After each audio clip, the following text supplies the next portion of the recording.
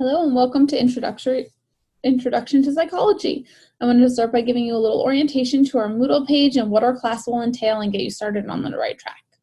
So this is our Moodle page. It's generally organized by week, but the first section here will cover the basics that you need to go through the course. And so you'll want to check back with this section frequently. I've got some tips and pointers that you should familiarize yourself with. If you have questions, here is a question and answer forum for question and answers among your peers. So I encourage you to ask and answer questions here, and I'll give you extra credit for participating in this forum, either by asking or answering questions. After that, everything is organized by week. Throughout the week, you should be working your way through the section. I've organized it within the week by the different chapters we'll cover, and we'll generally cover 2 to 3 chapters per week. Going back to our general information, I want to make sure that you review our syllabus carefully. So the syllabus is right here, and it looks like this. I'd encourage you to print it out and have a copy on hand, but this is what it looks like. I'll go over it briefly here, but you should read it more carefully on your own. So I've got my contact information here. Email is the best way to contact me. I'll respond to emails during the week within 24 hours. But I probably won't be responding to emails over the weekends. Because all of your assignments are due on Sunday nights, if you wait until Sunday or Saturday to email me, I probably won't get back to you in time. So please make sure to look at all the assignments and start doing your work during the week so you have time to contact me if you have questions. We've also got the course description and course goals and the textbook information. It's essential to have the textbook in an online class, so you really do need that. Another note is that we have a lot of material to cover in a short period of time. So if you look at the total amount of time you spend in class during the fall or spring semesters, over the course of a 5-week summer class, that works out to the class taking about 9 hours per week. So be aware that this is a substantial time commitment. There's 3 big things that you can do to help yourself. First, you can stay on top of the material and read the textbook and review the outlines and other materials. And so do those things early and do them more than once. Next, you can do the assignments, which are designed to help you understand the material. So make sure you do them for your own benefit. And then finally, ask questions. If you have questions earlier in the week, you're welcome to ask them to me. If you have last-minute questions, you can use that help forum to try to get help from your peers. In terms of course evaluation, the very first thing that you have to do to stay in the class is the syllabus quiz. So again, make sure you read this over carefully and then take the syllabus quiz.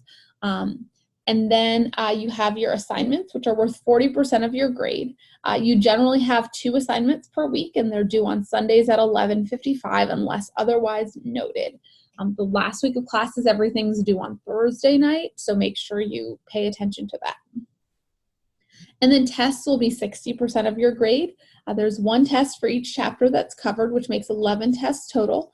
You can only take the test once, and each test will be 20 multiple choice questions, and you'll have 25 minutes. And again, all tests are due on Sundays at 11:55 unless otherwise noted. And tests cover both reading and any additional materials like videos that I post on Moodle. I also have more information on class policies and procedures, so make sure that you have reviewed that. Going back to our Moodle page, the other really important document here is the course schedule. And the course schedule looks like this. I've got it broken down by week, and it parallels what's on Moodle. So this tells you what you need to do every single week, and I encourage you to print this off and check off items once you've finished. So this is our first week. So you can see that we've got some introductory information, and I've got a forum, a discussion forum on which you'll need to introduce yourself to your classmates, and then the syllabus quiz to make sure you've read and discussed and understood the course criteria. So once you finish these things, you're going to check them off. And just going back to our Moodle page so you can see what those look like. Again, we've got the same things here, introduce yourself forum and the syllabus quiz. We're going to jump right in and do 2 chapters this week. So the first chapter is chapter 1. You're going to read the chapter in the book. You're going to look at this outline, and what I encourage you to do is make notes and expand on it based on what you've read in the book. Then I have a video that gives you an example of experimental design, and another that describes the case of Clever Hans, which is a great example of the importance of critical thinking and scientific method. Next, you have a correlations and experiments worksheet. To do this, you need to download this Word document and save it somewhere you can find it.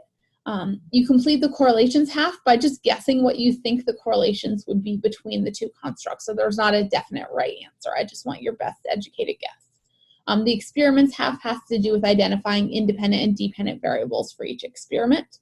Once you've completed the worksheet, you'll need to save it somewhere where you can find it and then upload it here.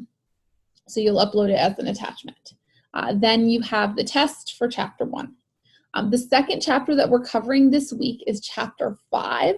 So note that we'll skip around a bit in the first few weeks. Again, you'll read the chapter and look at the outline. And then I've got a bunch of videos for you to watch that help you identify different important aspects of examples.